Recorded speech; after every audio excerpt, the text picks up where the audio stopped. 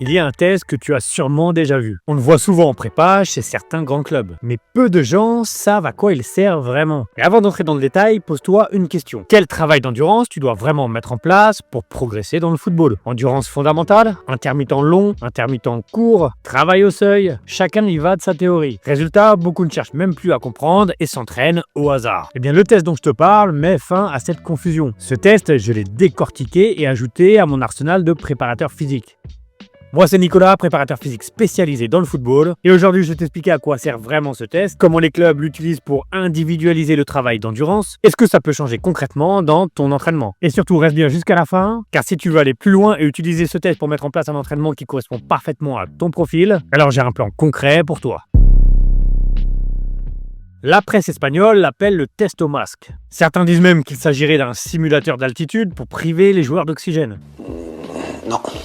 En réalité, il s'agit d'un test d'effort où on analyse les gaz inspirés et expirés. L'objectif, tester les limites des joueurs, comprendre leur capacité à récupérer sur des efforts intenses et comprendre comment leur organisme produit l'énergie durant un effort intermittent. Concrètement, ce test est un protocole qui est pensé pour le football. Il s'appelle le MAP test. Il est constitué simplement de courses en ligne droite sur 50 mètres qui sont à réaliser à une vitesse fixe, 18 km/h. Et c'est là que tu peux noter une différence avec beaucoup de tests que tu connais sûrement déjà. Dans le MAP test, du début à la fin du test, la vitesse de course est la même. Ce qui change, ce sont les temps de récupération. Et oui, ils vont raccourcir au fur et à mesure du test. Et c'est là où ce test il est spécial et il se démarque des autres. Il n'évalue pas la capacité à aller de plus en plus vite, mais la capacité à récupérer et à répéter le même effort intense, même quand la récupération diminue. Alors pourquoi est-ce que c'est pertinent pour le football? Eh bien parce que déjà le football, ce n'est pas courir pendant 30 minutes à la même allure, je ne t'apprends rien. C'est enchaîner des efforts, récupérer vite, puis repartir. Et le test, eh bien, il va reproduire ce modèle. Le staff observe quand les joueurs basculent d'une zone à l'autre et ils observent combien de temps ils vont rester efficaces. Sur ce test, on est sur des récupérations qui vont aller de 17 secondes à seulement 2 secondes. Et en termes de ratio effort-récupération, eh bien c'est le même genre de schéma qu'on retrouve durant un match de football. Et il a aussi un autre avantage, il se fait sans changement de direction. Ça permet de limiter le biais technique parce qu'un changement de direction mal réalisé va fausser les résultats. Les joueurs qui ont une meilleure qualité de changement de direction vont avoir de meilleurs résultats alors qu'ils ne sont pas forcément plus endurants. L'absence de changement de direction permet aussi de diminuer l'impact neuromusculaire. Les joueurs vont donc avoir moins de douleurs musculaires, moins de courbatures, ce qui rend ce test facile à intégrer dans une semaine d'entraînement. Après avoir réalisé, les joueurs vont pouvoir s'entraîner derrière. Bon, maintenant que tu sais ce que ce test mesure et comment il fonctionne, voyons à quoi servent ces données une fois récoltées par le staff.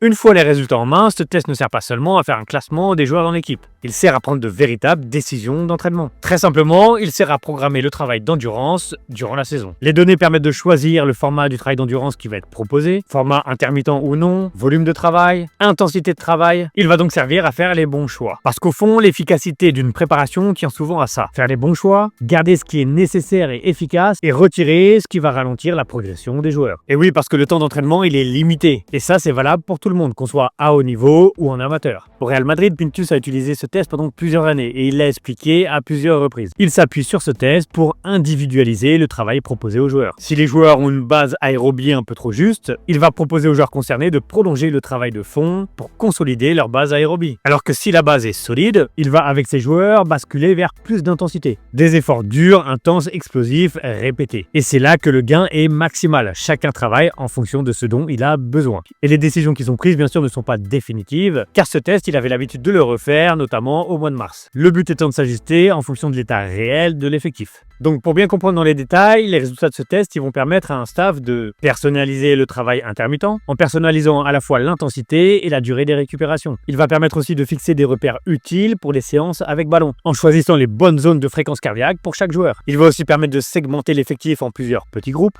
selon leurs besoins, au lieu de proposer un plan qui soit le même pour tous. Et enfin, il va aussi permettre d'orienter le retour après blessure, pour savoir si un joueur peut retrouver ses intensités habituelles d'entraînement, ou s'il doit poursuivre son travail de réathlétisation. Donc en résumé, ce test remplace l'approximation par des décisions claires. Quoi prioriser, à quelle intensité travailler, avec quelle densité d'effort, et quand réajuster en cours de saison.